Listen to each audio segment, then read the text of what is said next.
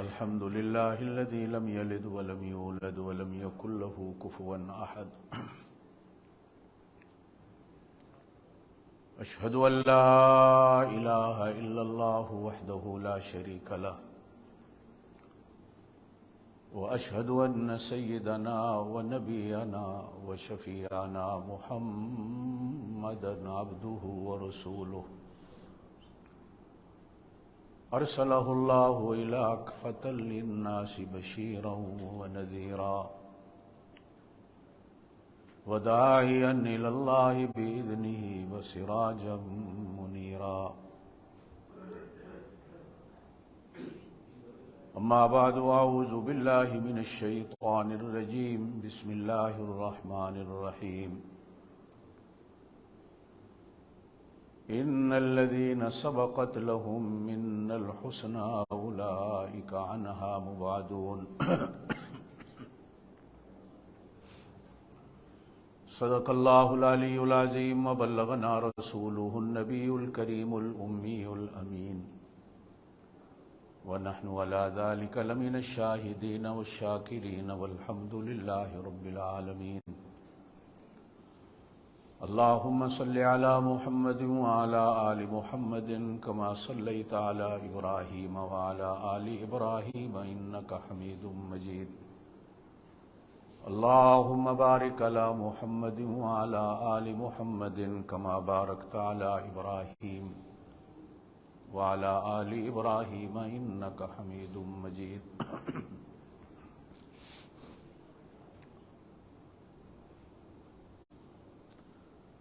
دین اسلام پورے کا پورا بہت خوبصورت ہے.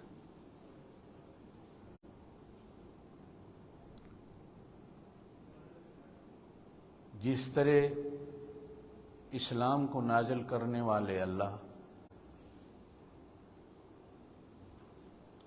اور اللہ نے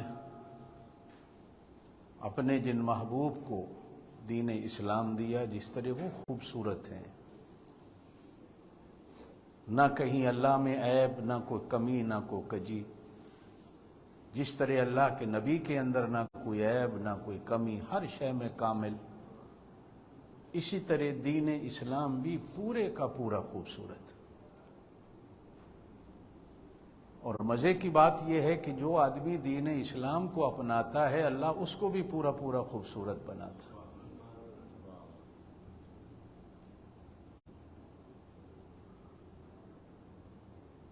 اب یہ ہمارے اوپر ہے کہ ہم دین اسلام کتنا لیتے ہیں، کتنا نہیں لیتے. اگر ہم دین اسلام کے ساتھ ٹیڑھا پن کریں گے تو اللہ سانو بھی ڈنگا کر دے گا. ہم دین اسلام کے ساتھ سونے سونے چلیں گے تو اللہ ہمیں سونا سونا کر دے گا. اور پھر صرف دنیا نہیں، اللہ قبر کو بھی سونا کر دے گا، اللہ آخرت کو بھی سونا کر دے گا. ہو سکتا ہے آپ بھی، میری تو زندگی کا تجربہ ہے، کبھی کسی غیر مسلم کے گھر میں جائیں، وہ کوئی بھی ہے، میرا یہ تجربہ ہے کہ آپ اس کے گھر میں 2-4 منٹ 10 منٹ سے زیادہ نہیں بیٹھیں گے، ہر طرف سے بدبو ہی بدبو پھیلی ہوئی ہوگی.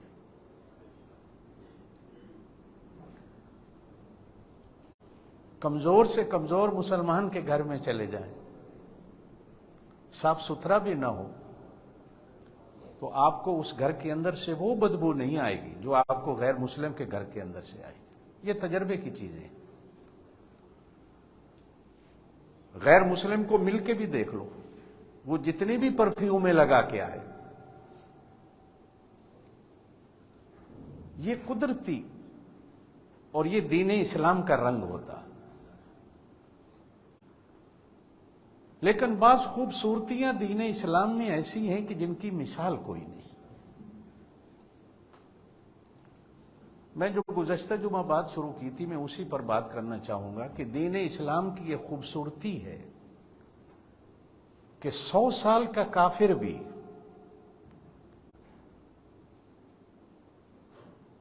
ایک دفعہ دل اور زبان سے کلمہ پڑھ لے تو 100 سال کے جتنے بھی اس کے گناہ ہوتے ہیں، چاہے وہ کفر کے ہوں، چاہے وہ شرک کے ہوں، چاہے وہ زنا کے ہوں، چاہے وہ قتل کے ہوں، چاہے وہ ماں باپ کی نافرمانیوں کے ہوں، چاہے بیٹیوں کو زندہ درگور کرنے کے ہوں، اللہ پاک کلمے کی برکت سے سارے معاف کر دیتا۔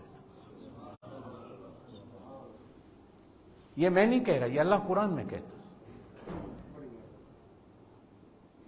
یا عبادی الذین اسرفوا، اے میرے بندو جو اپنی جانوں پہ ظلم کر بیٹھے ہو، آؤ، لا تقنطوا من رحمت اللہ، اللہ کی رحمت سے نا امید نہ ہو۔ ان اللہ یغفر الذنوب جمیعا۔ اچھا، جو شرک ہے نا، یہ ایک ایسا گناہ ہے جو بغیر توبہ کے معاف نہیں ہوتا۔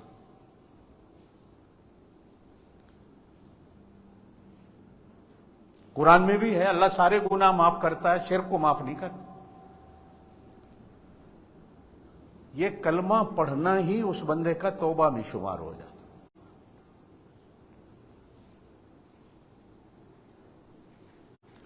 یہ اتنی بڑی دولت ہمارے پاس ہے کلمے کی۔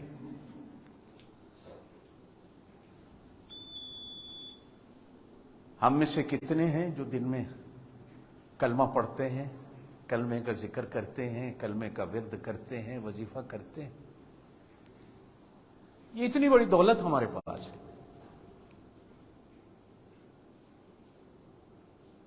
کہ جس سے اللہ پاک سارے گناہ معاف کر دیتا ہے پڑھنے سے۔ میں نے گزشتہ جمعہ بھی عرض کیا تھا کہ بزرگان دین نے اتنا ضرور کہا کہ کم از کم 100 دفعہ ہی پڑھ لو۔ قیامت والے دن جب قبر سے اٹھے گا تو اللہ پاک اس کے چہرے کو آسمان کے چاند کی طرح چمکتا ہوا کر دے۔ اور یہ عام طور پر آپ نے سنا ہے کہ نبی پاک صلی اللہ علیہ وسلم سے پوچھا گیا، یا رسول اللہ، زور سے کہہ دیں صلی اللہ علیہ وسلم، 1,24,000 نبیوں کی امتی ہوں گی، آپ اپنی امت کو کیسے پہچانیں گے قیامت کے دن؟ تو نبی پاک صلی اللہ علیہ وسلم نے فرمایا، میری امت وضو میں جسم کے جتنے حصے دھوتی ہے یا مسح کرتی ہے، یہ قیامت کے دن آسمان کے ستاروں کی طرح چمک رہے ہوں گے، میں پہچان لوں گا یہ میری امت ہے۔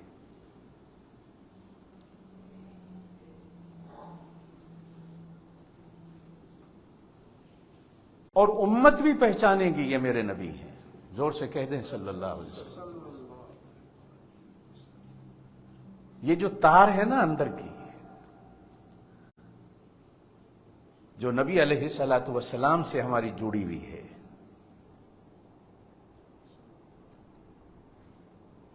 تاریں جڑی ہوئی ہیں، کہو الحمدللہ۔ بے شک ہم گناہگار ہیں لیکن ہماری تار، کرنٹ تو آتا ہے۔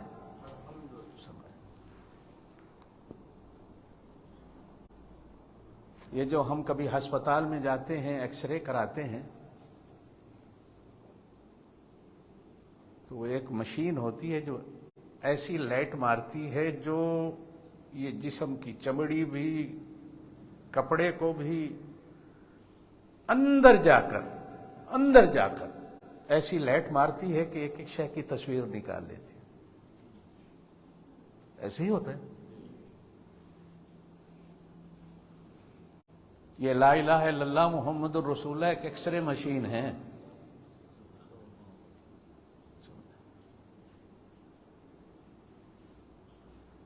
ادھر سے بھی، ادھر سے بھی، ادھر سے بھی اور ادھر سے بھی، ہمارا اندر بھی نہ اس سے کچھ چھپا ہوا ہے اور نہ وہ اپنے نبی سے چھپنے دیتا ہے۔ زور سے کہہ دیں صلی اللہ علیہ وسلم۔ اس لیے تو آپ نے فرمایا کہ ہر جمعرات کو میری امت کے عمل مجھ پر میری قبر میں پیش ہوتے ہیں۔ میں اپنی امت کو دیکھتا ہوں،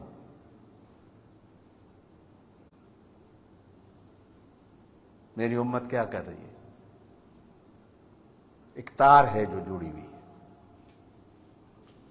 دعا کریں کہ اللہ اس تار کو ہمیشہ باقی رکھے اور اس تار کے اندر اللہ پاک اس کرنٹ کو باقی رکھے. یہ دین اسلام کی خوبی ہے.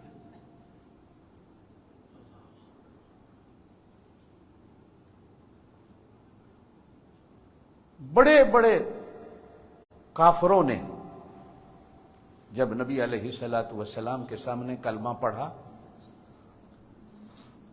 تو اللہ پاک نے پچھلے سارے گناہوں کو مٹا دیا، جتنے بڑے بھی تھے. یہ قرآن کہتا ہے. اب ایک بات کہہ کے میں آگے چلوں، اس میں آنے والے کا کمال نہیں ہوتا، کمال میرے نبی کی نظر کا ہوتا، جو ایکس رے مشین کے اندر لائٹ ہوتی ہے. بس ایک دفعہ نبی علیہ السلام نے کسی کو ایسے دیکھا ہے نا، بس سمجھو وہ پہنچ گیا. اس لیے کہ نبی علیہ الصلوۃ والسلام کی نظر، آپ اور میں تو یہاں دیکھ رہے ہیں نا، وہ تو آپ کہیں کہ ساتوں آسمان اور ساتوں پہاڑوں اور ساتوں زمینوں سے آگے بھی اللہ پاک دکھا دیتا.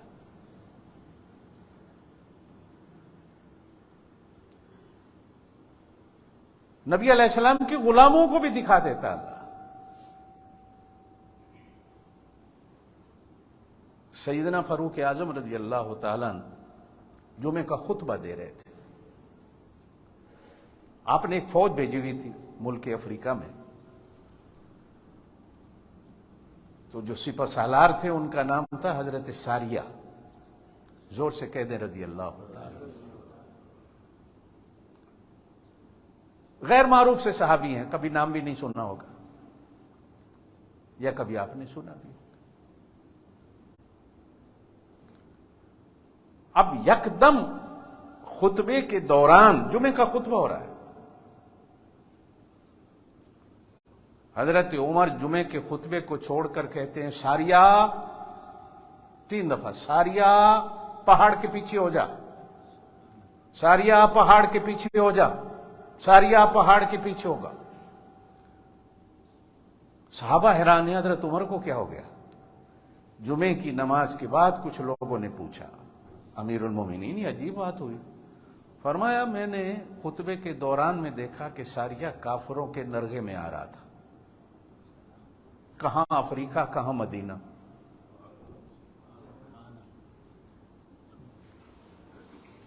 تو کسی نے کہا کیا آپ کی آواز پہنچ گئی؟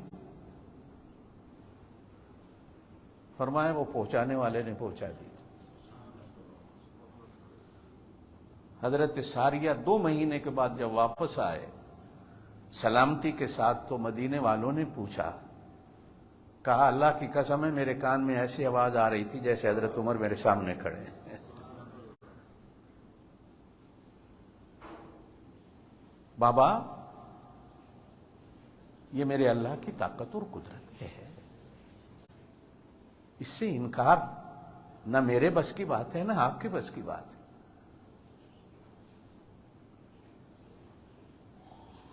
خیر،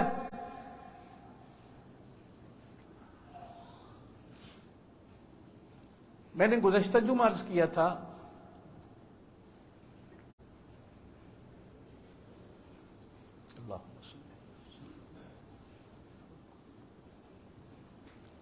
پانی کا ایک گلاس دے.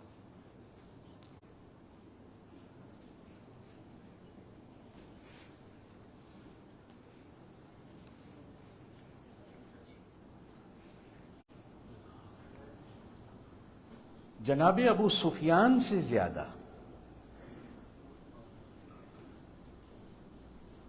اسلام اور نبی اسلام کی دشمنی کسی نے نہیں کی. ابو جہل نے بھی اتنی نہیں کی.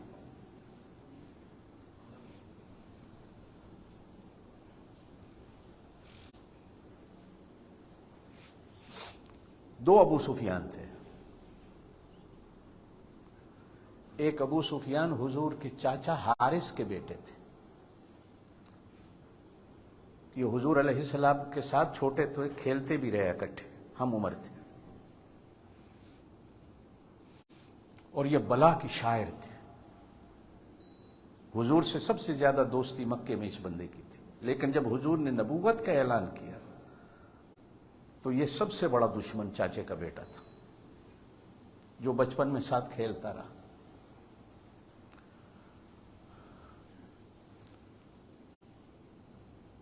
اپنی غزلوں میں، شعروں میں نبی کریم علیہ الصلاۃ والسلام کی بہت زیادہ اس بندے نے برائی اور بے عزتی کو بیان کیا.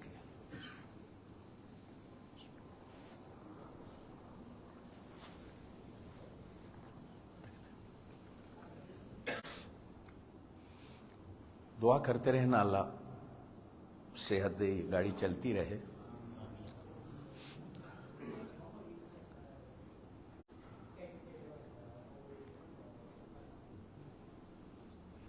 نبی علیہ الصلاۃ والسلام نے اس کے قتل کا حکم دے رکھا تھا، چاچا کے بیٹے کا، کہ یہ جہاں جس کو ملے مسلمان کو چاہیے اس کو قتل کر دے.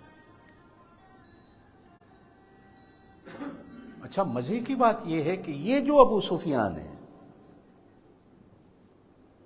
جو حضرت امیر معاویہ کے والد ہیں، یہ دشمنی میں سب سے آگے تھے، لیکن حضور نے کبھی اس کے قتل کا حکم نہیں دیا.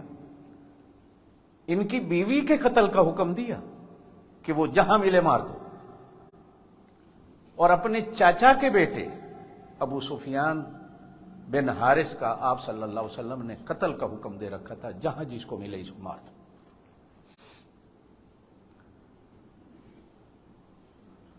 ایک بار اللہ نے اس کے دل کو پلٹا ایمان کے لیے. آپ مدینہ سے مکہ آ رہے تھے فتح کرنے کے لیے، اور یہ چاچا کا بیٹا مکے سے مدینے کلمہ پڑھنے جا رہا تھا. راستے میں جب اسے پتہ چلا کہ نبی پاک صلی اللہ علیہ وسلم جا رہے ہیں، میں تو مدینے جا رہا ہوں، تو یہ آیا حضور پاک صلی اللہ علیہ وسلم. توجہ سے میری بات سن. آپ نے منہ پھیر لیا. وہ ادھر آیا، حضور نے پھر منہ پھیر لیا. چاروں طرف سامنے آیا، نبی پاک صلی اللہ علیہ وسلم نے اپنے منہ کو پھیر لیا. صحابہ سے کہا کہ اسے کو لے جاؤ.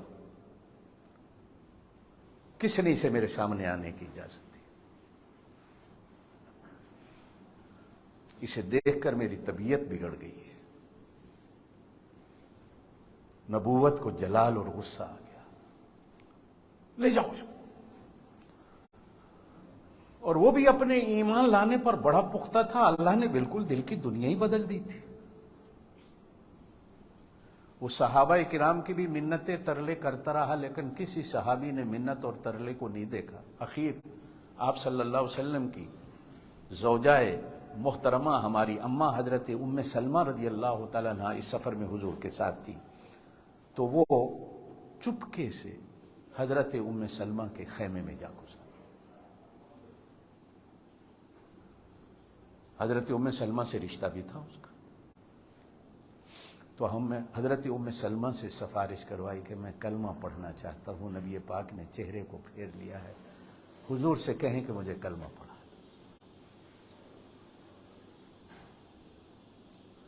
حضرت ام سلمہ رضی اللہ تعالی عنہا، میں تفصیل میں جاؤں گا تو بات لمبی ہو جائے گی، صرف اتنا کہتا ہوں کہ انہوں نے جا کر سفارش کی.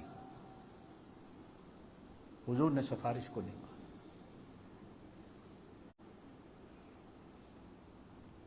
حضرت ام سلمہ نے حضور کے جلال کو دیکھا، واپس پلٹ آئی خیمے.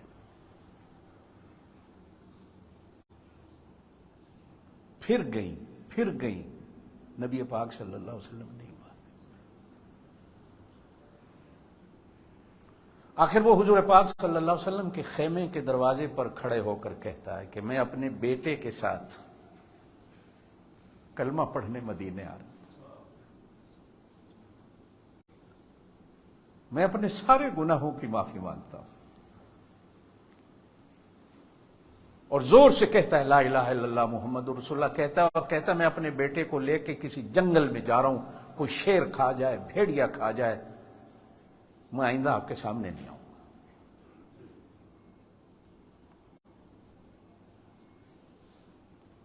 جب اس نے 2 قدم اٹھائے تو رحمت والے نبی کی رحمت کا سمندر موج میں آیا. کہا بلاؤ اس کو. اور نبی پاک صلی اللہ علیہ وسلم نے کلمہ پڑھایا. پھر یہ ابو سفیان، حضرت ابو سفیان رضی اللہ تعالیٰ، یہ حضور کے چاچا کا بیٹا، جن ابو سفیان کی میں بات کر رہا ہوں، یہ نبی پاک صلی اللہ علیہ وسلم کے عرب کی دھرتی پر سب سے بڑے دشمن تھے. لیکن نبی پاک صلی اللہ علیہ وسلم نے اس کے قتل کا حکم نہیں دے رکھا.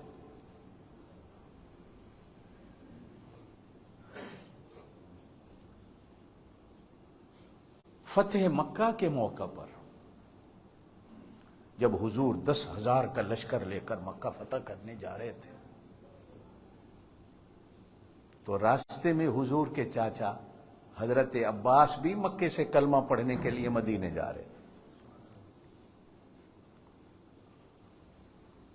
تو حضرت عباس سے حضور کی ملاقات ہو گئی، کلمہ پڑھا تو حضور نے فرمایا چاچا بچوں کو مدینے بھیج دو، تم میرے ساتھ مکے چلو. حضرت عباس حضور کے ساتھ مکے کی طرف آئے. آج کل مکے سے مدینہ نکلیں تو مکے سے نکلتے ہی ایک وادی آتی ہے جس کو وادی فاطمہ بھی کہا جاتا. اس زمانے میں اس وادی کا نام مراء الزہران تھا. حضور کا لشکر یہاں پہنچا 10,000 صحابہ کا. اس سے پہلے کبھی اتنا بڑا لشکر نہیں ہوا. ہاں غزوہ تبوک کے موقع پر 30,000 کا لشکر تھا حضور کے ساتھ.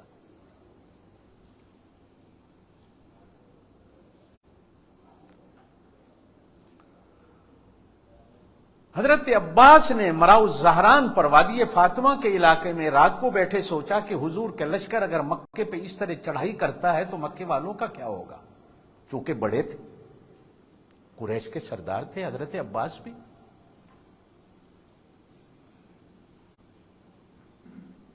میں کسی طرح مکے والوں کو، ابو سفیان کو باخبر کروں کہ 10,000 کا لشکر آ رہا ہے.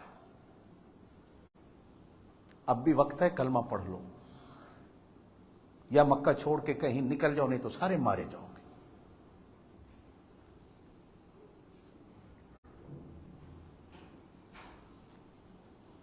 حضرت عباس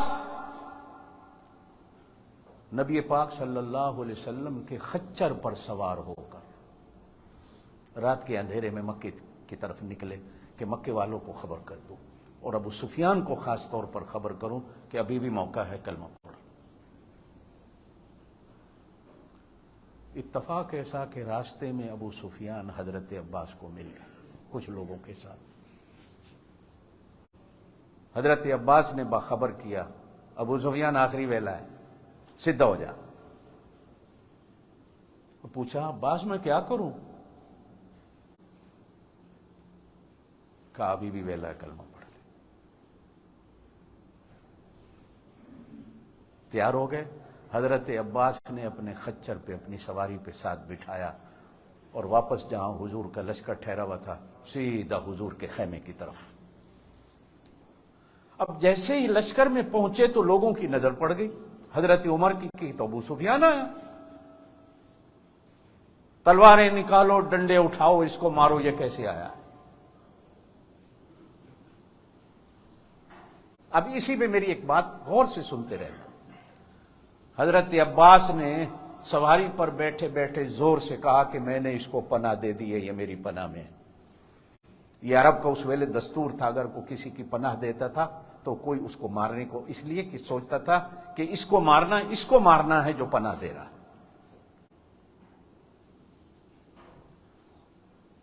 سب نے اپنی تلواریں واپس کر لی کہ حضرت عباس نے پناہ دے دی. اب حضرت عباس سیدھا اپنے سواری کو حضور کے خیمے میں لے گئے. آپ صلی اللہ علیہ وسلم نے دیکھا سب سے بڑا دشمن اندر آ گیا ہے. حضرت عباس نے کہا یا رسول اللہ، زور سے میں نے اسے پناہ دے دی. اور یہ کلمہ پڑھنے آیا۔ نبی پاک صلی اللہ علیہ وسلم حالانکہ کلمہ پڑھانے میں دیر نہیں کرتے تھے، جب بھی کوئی آیا کلمہ پڑھا دیا، کیا پتا کہیں یہ کلمے کے بغیر مر نہ جائے، لیکن حضور نے کہا چاچا اسے لے جاؤ، فجر کی نماز کے بعد لے آؤ، پھر دیکھیں گے کیا کہا۔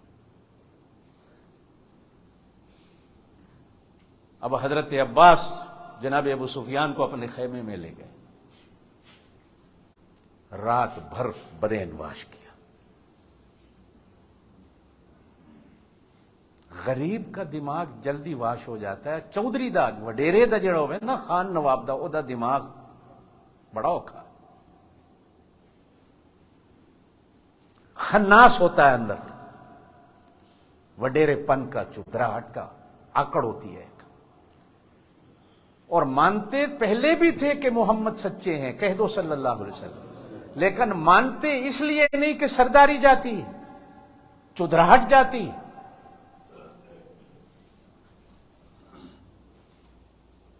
آپ صلی اللہ علیہ وسلم نے فجر کی نماز پڑھی تو حضرت عباس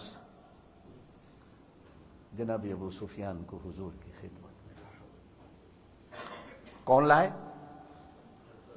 زور سے بول دو، زور سے بولنا ذرا، پھر میں بعد میں آپ سے کہوں گا کہ میں کیوں زور سے کہوں، کون لائے؟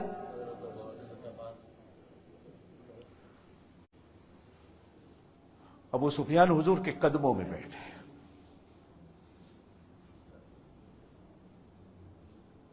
حضور کا سہرا بھی تھا،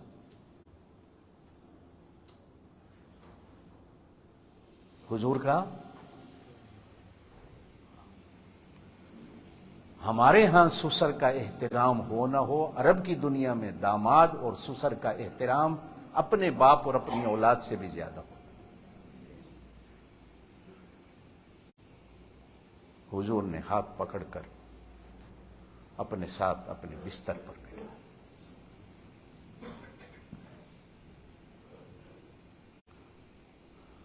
کیسے آئے ہو؟ کلمہ پڑھنے آئے۔ حضور نے کلمہ پڑھا۔ اب جو 10 گھنٹے یا 8 گھنٹے پہلے سب سے بڑا دشمن رسول تھا،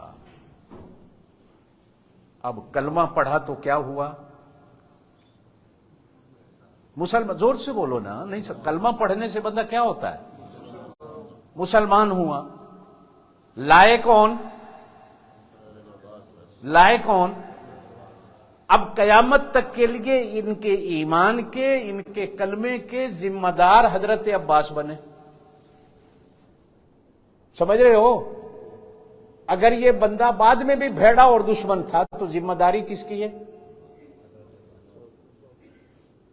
ذمہ داری کس کی ہے؟ حضرت عباس چھوڑ سکتے؟ نہیں چھوڑ سکتے۔ لیکن میرا ایمان یہ ہے اور آپ کا بھی یہ ہونا چاہیے کہ جو نور مردم شناسی کا اللہ نے نبی علیہ الصلوۃ والسلام کو دے رکھا تھا، حضور صرف نبی نہیں تھے کلمہ پڑھانے والے، نبی پاک صلی اللہ علیہ وسلم میں تو اللہ پاک نے جہان بھر کی ہر خوبی ڈال رکھی تھی کہ حضور مردم شناس بھی تھے۔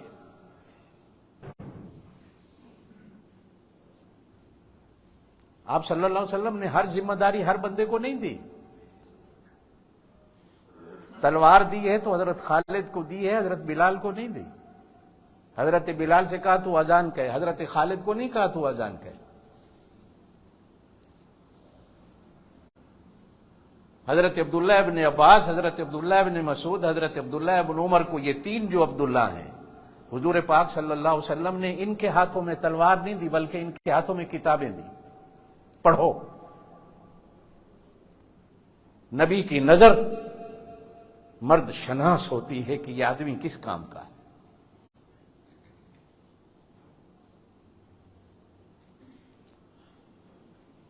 اب جب کلمہ پڑھا تو اب کیا ہو گئے؟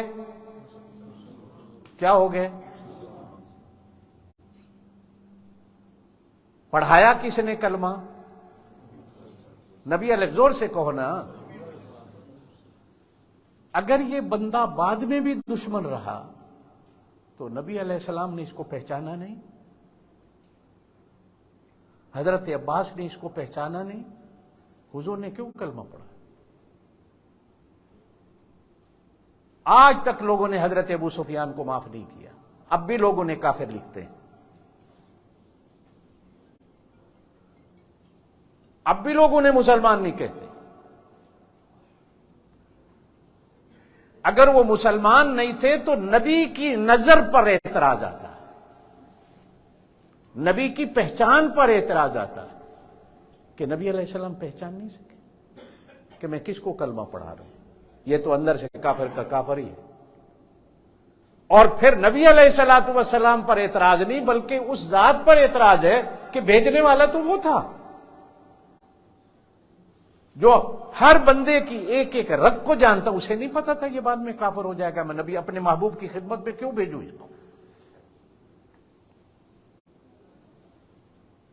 وہ ملا بھی جاہل ہے، وہ ملنگ بھی پاگل ہے، وہ ذاکر بھی پاگل ہے، وہ کتاب لکھنے والا بھی پاگل ہے کہ جو حضرت ابو سفیان پر اعتراض کرتا ہے وہ حضرت ابو سفیان پر اعتراض نہیں، وہ نبی کی ذات پر آتا ہے، حضرت عباس پر آتا ہے، اور پھر ہمارے مولا خالق و مالک اپنے اللہ پر اعتراض آتا ہے کہ اللہ نے اس کو نبی علیہ السلام کی خدمت میں کیوں بھیجا.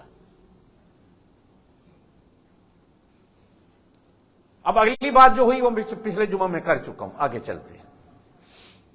میں نے گزشتہ جمعہ یہاں بات ختم کی تھی کہ آپ صلی اللہ علیہ وسلم نے مکہ فتح کیا تو اب یہاں سے حضور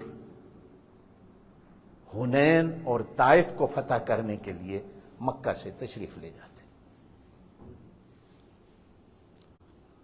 حنین مکہ سے 18-20 کلومیٹر کے فاصلے پر ہے، میل کے فاصلے پر ہے، اور طائف مکہ سے 70-80 میل کے فاصلے پر.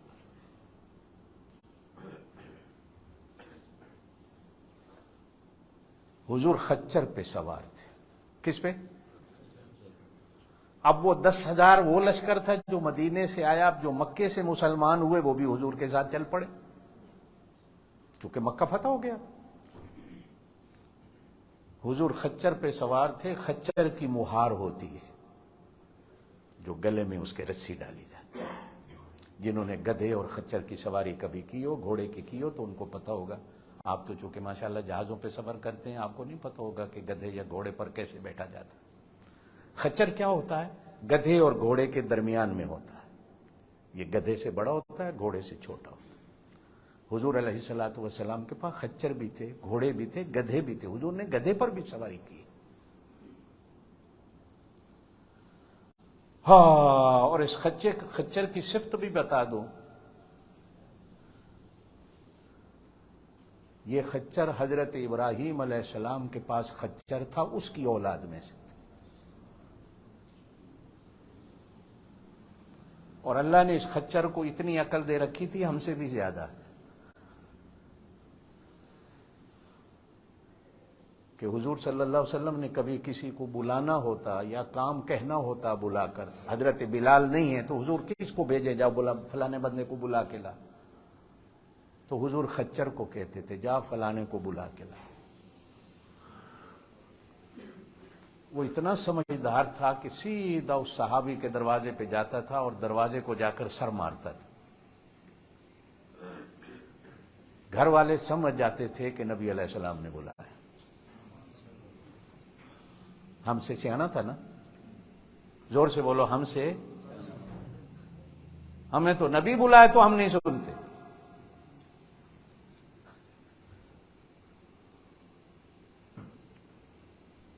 خچر کو صرف حضور کہتے تھے.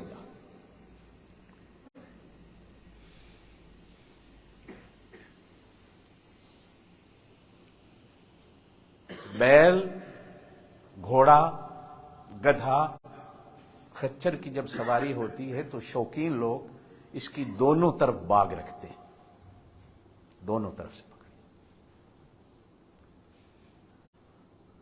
جب حضور کی سواری چلی مکے سے غزوہ حنین کے لیے، جنگ حنین کے لیے، تو حضور کے اس خچر کی جو مہار اور رسی تھی ایک طرف سے حضرت عباس کے ہاتھ میں تھی اور ایک طرف حضرت ابو سفیان کے ہاتھ میں. پھر کہلاؤں گا آپ سے، کن دو صحابہ کے ہاتھ میں رسی تھی خچر کی؟ زور سے، یا تو کو سمجھ نہیں آئی. ایک طرف حضرت عباس تھے اور ایک طرف حضرت. اگر یہ بندہ اندر سے مسلمان نہیں تھا تو نبی علیہ السلام نے اپنے خچر کی سواری کیوں پکڑنے دی، رسی کیوں پکڑنے دی اس بندے کو؟ اعتماد ہوگا نا. جس پر نبی اعتبار کر لے تمہیں اعتبار نہیں ہے، وہ مسلمان تھا. جو نبی کے اعتبار پر اعتبار نہیں کرتا اس سے بڑا تو بے ایمان کوئی نہیں. نبی علیہ السلام جس پر اعتبار کر لے، مسلمان کو اعتبار کرنا چاہیے. اس ملا کو جتی کی ٹھوکر کے نیچے رکھو جو کہتا ہے کہ ابو سفیان مسلمان نہیں تھا. نبی اعتبار کر رہا ہے تو اس کے کلمے کا اعتبار نہیں کرتا. تو کون ہوتا ہے؟ کلمہ نبی کا ہے، کلمہ میرے اللہ کا ہے. تو کون ہے؟ میں اپنے نبی کے پیچھے چلنے والا ہوں. زور سے کہو.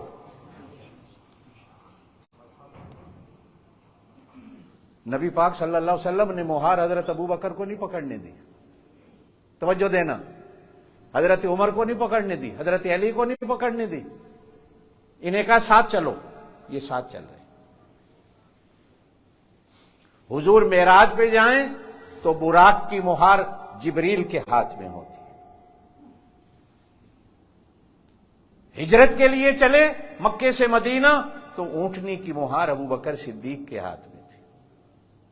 ٹھیک ہے. دائی حلیمہ جب حضور کو بچپن میں حضرت آمنہ کے گھر سے اپنے گھر لے گئی تو کتابوں والوں نے لکھا ہے اونٹنی اس وقت تک نہیں چلی جب مہار نبی کے ہاتھ میں نہیں آئی.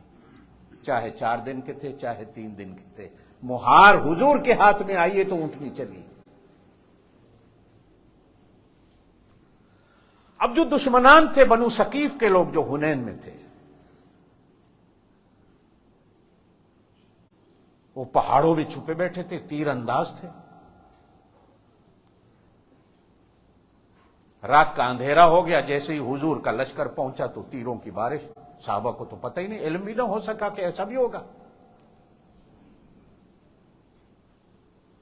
اب تیروں کی بارش میں سب کے قدم اکھڑ گئے. یہ قرآن میں ہے، میں ایسی بات نہیں کرتا ہوتا. سورہ توبہ 10ویں سپارے کا 9واں رکوع شروع ہوتا ہے. لقد نصرکم اللہ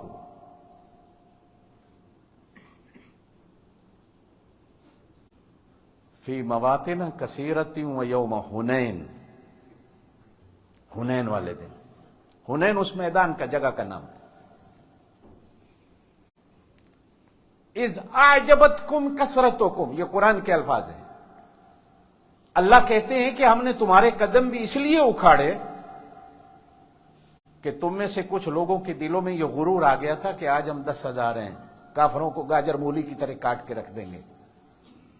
اللہ نے کہا ہم نے اس لیے تمہارے قدم اکھاڑے کہ تمہیں سمجھ آئے کہ فتح اور جیت تعداد پر نہیں ہوتی، فتح اور جیت ایمان کے ذریعے اللہ کی طرف سے آتی. اللہ کبھی کثرت کو نہیں دیکھتا. پاؤں اکھڑ گئے. حضور کے ساتھ وہی رہ گئے جو خچر کے ساتھ چل رہے.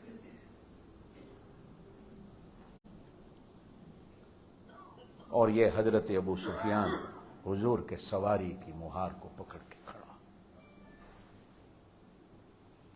دشمن کا تیر آیا، ابو سفیان کی آنکھ میں لگا، آنکھ ختم ہو گئی. یہ اندر کا مال زمین پہ گرا تو ہاتھ میں اٹھایا. نبی علیہ السلام نے پوچھا ابو سفیان آنکھ چاہیے یا جنت چاہیے؟ عرض کی اللہ کے رسول کفر اور شرک بہت کر لیا، اب جب کلمہ پڑھ لیا تو اب جنت چاہیے، مجھے آنکھ نہیں چاہیے. حضور نے فرمایا اللہ جنت میں تجھے نور کی آنکھ نصیب فرمائے گا۔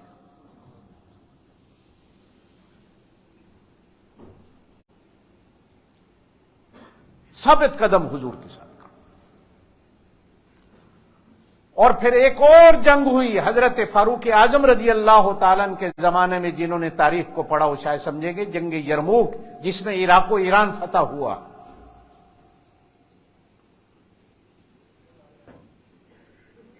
غزوہ اس جنگ کو کہا جاتا ہے جس جنگ میں حضور خود شریک ہوں۔ جس جنگ میں حضور نہ ہو وہ جنگ ہوتی ہے، وہ غزوہ نہیں ہوتا۔ 29 جنگوں میں حضور خود شریک ہوئے اپنی زندگی میں، وہ 29 غزوات کہلاتے ہیں، جیسے غزوہ بدر ہے، غزوہ احد ہے، یہ غزوہ حنین ہے، غزوہ طائف ہے۔ جن جنگوں میں حضور شریک نہ ہوں وہ جنگ ہوتی ہے، وہ غزوہ نہیں ہوتا۔ غزوے کی شان اونچی ہوتی ہے، جنگ کی شان نیچی ہوتی ہے، اس لیے کہ غزوے میں نبی کے قدم ہوتے ہیں، نبی کا ہاتھ ہوتا ہے۔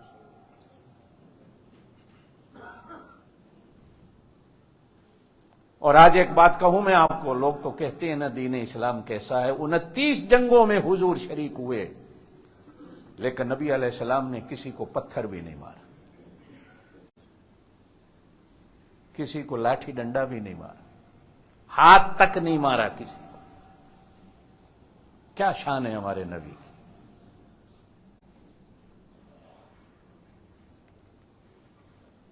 جنگ یرموک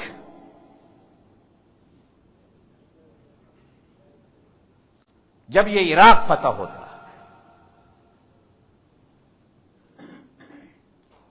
جس میں ایران کے اس وقت یہ صوبے تھے، ایران کے سارے سلطنت تھی ایران کی، جس کو کسرا کہا جاتا تھا۔ دوسری آنکھ حضرت ابو سفیان کی جنگ یرموک میں تیر سے ضائع ہو گئی، دونوں آنکھیں چلی گئی۔ ظلم نہیں یارو کہ جس بندے کی دونوں آنکھیں دین اسلام کے لیے ضائع ہو گئی ہوں، آج بھی وہ کافر کہلاتا ہے۔ آج بھی جاہل ملا ممبر پر بیٹھ کر اس کے ایمان کو تولتے۔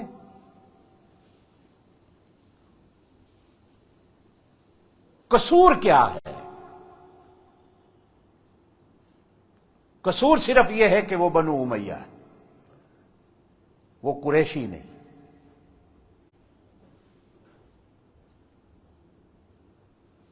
اور اگلی بات، آپ جانتے ہیں کہ اسپین تک کلمہ گیا، جانتے ہیں نا؟ آپ جانتے ہیں سندھ تک کلمہ گیا، آپ جانتے ہیں افریقہ کے جنگلوں تک کلمہ گیا۔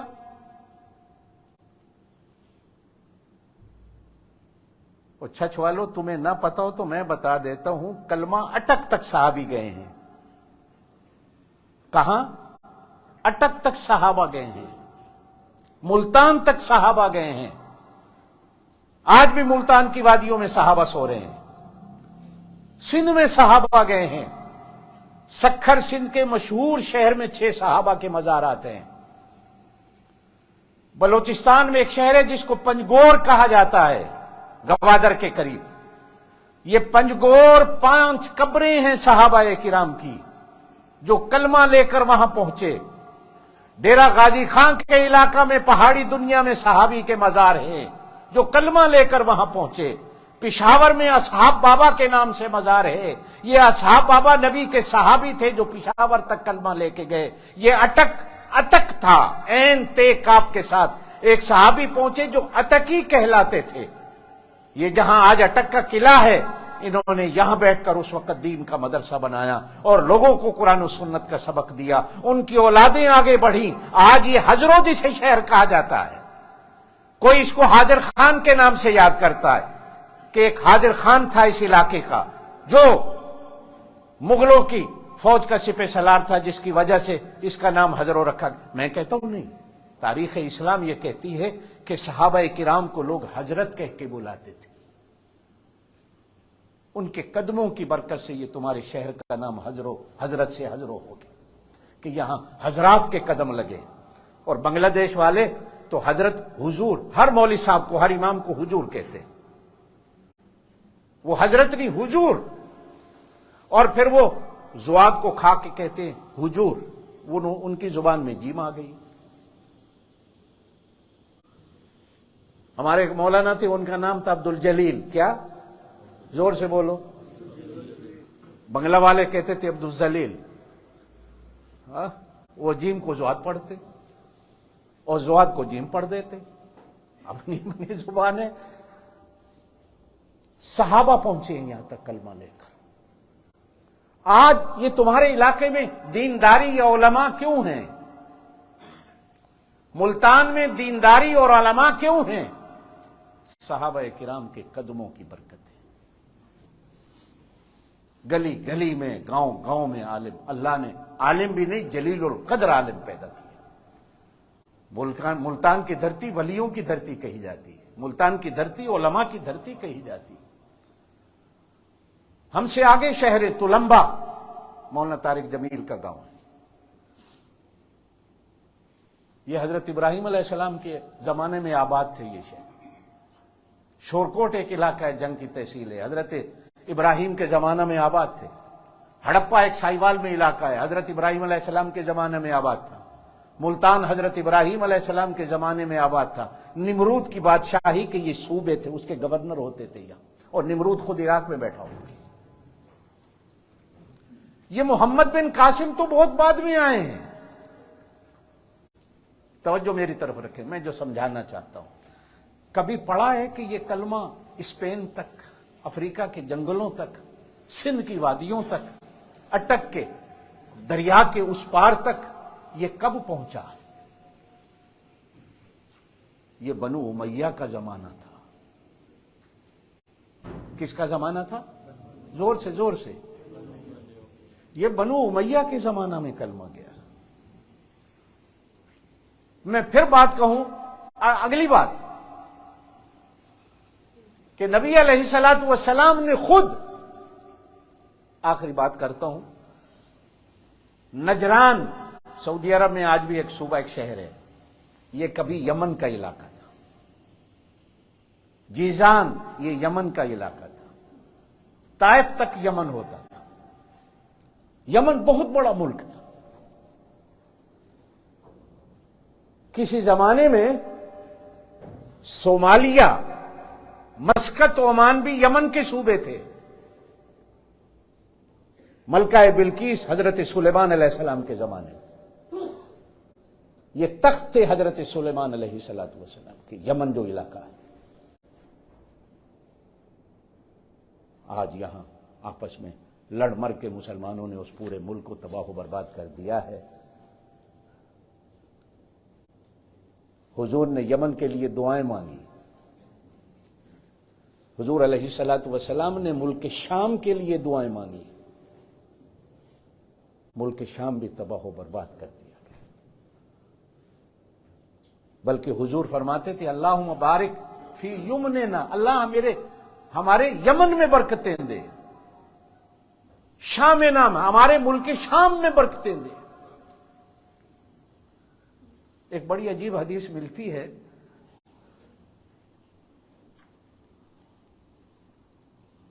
آپ صلی اللہ علیہ وسلم کا بھی اور صحابہ کا فرمان ملتا ہے، حضرت عمر کا بھی، کہ ملک شام ایک ایسا ملک ہے کہ جس میں ہر وقت 40 ابدال ہوتے ہیں.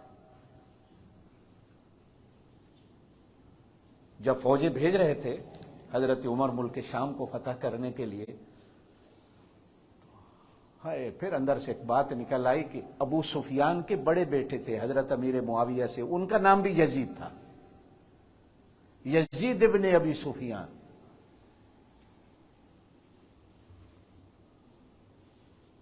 حضور صلی اللہ علیہ وسلم نے پہلے ان کو تیمہ کا گورنر بنایا. تیمہ، خیبر سے جب نکلے ہم مدینہ سے آگے شہر تبوک کی طرف، الولا میدان صالح سے ایک سائڈ پہ تیمہ آتا ہے. آج کل تو بہت بڑا علاقہ ہے وہ تیمہ کا.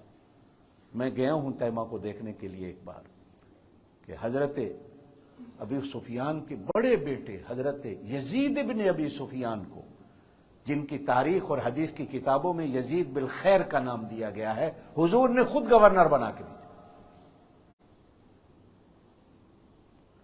اور نجران کا گورنر حضور نے حضرت ابو سفیان کو بنا کے بھیجا.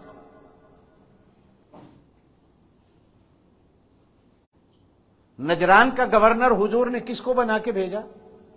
آپ صلی اللہ علیہ وسلم نے اپنی زندگی میں کسی ہاشمی کو گورنر نہیں بنایا.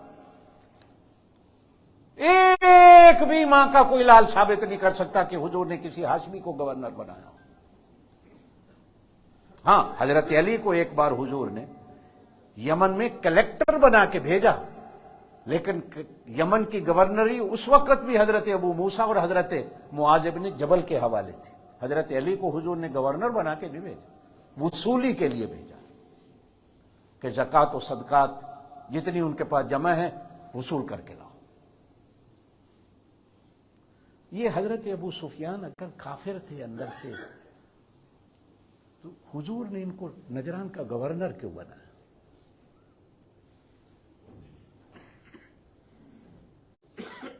کیا آج کے ملا کی نظر نبی پاک کی نظر سے زیادہ ہے؟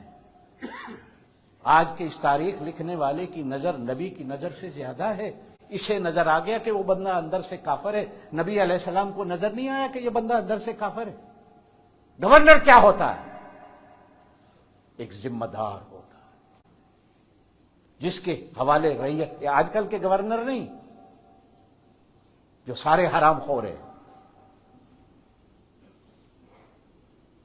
آج کل کے وزیر وزراء نہیں جو سارے حرام خور ہیں. حضور علیہ السلام جس پر اعتماد کریں، ہمیں چاہیے کہ ہم بھی اعتماد کریں.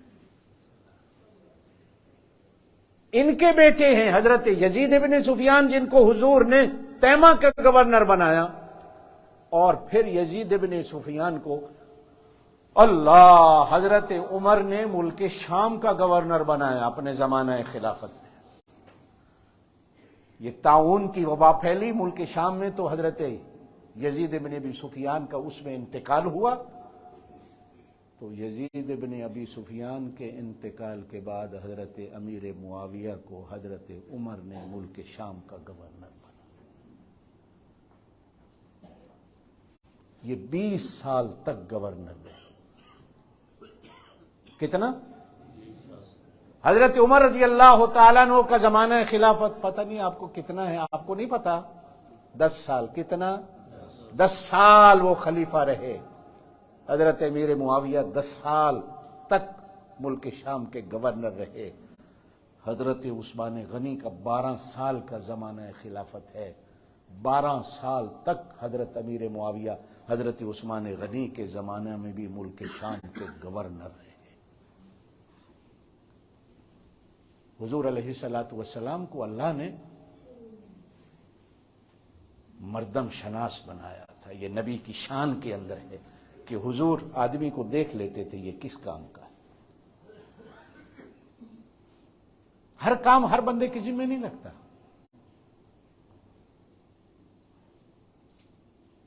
اب آپ والا کام میں کروں، آپ میرے والے کام پہ آ جائیں تو گڈی کی میں چلے گی؟ نہیں چلے گی.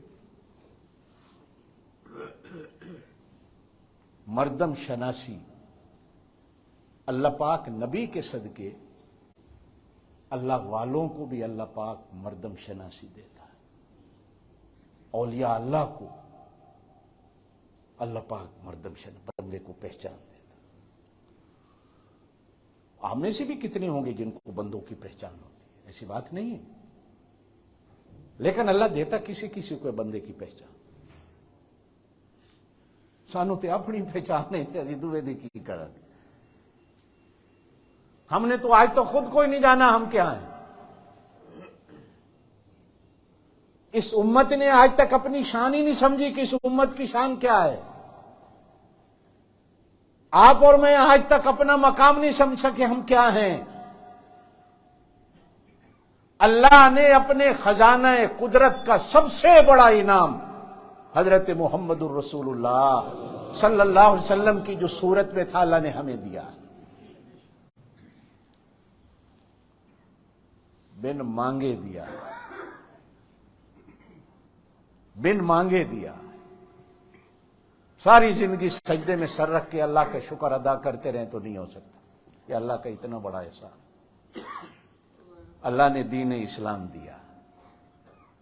मैंने शुरू में एक बात कही थी, आखिर में बात करूं कि दीन इस्लाम पूरे का पूरा खूबसूरत है। इसके किसी भी काम में कोई कजी, कोई टेढ़ापन नहीं। दीन इस्लाम जिस नबी पर आया, उस नबी की पूरी जिंदगी में कहीं कमजोरी और कजी नहीं। और जिस जात बरहक ने दीन इस्लाम को आसमान से जमीन पर नाजिल फरमाया, मेरे उस अल्लाह की जात के अंदर कहीं कमी और कजी नहीं।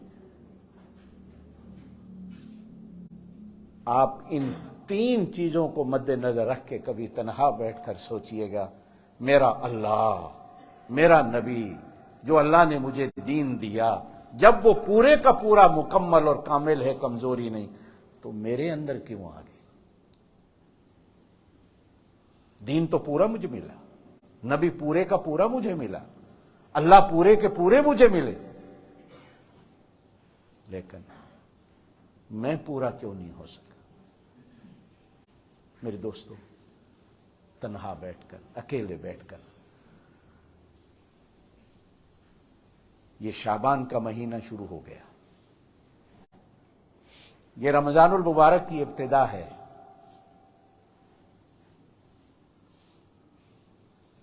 ये बुनियाद है कि आने वाला आ रहा है। रमजान आया तो समझो, शाबान आया तो समझो रमजान आया।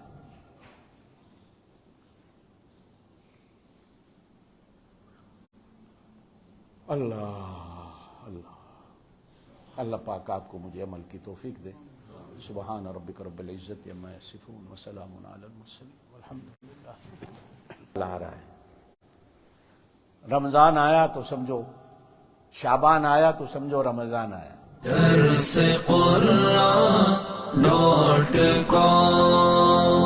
www.darsequran.com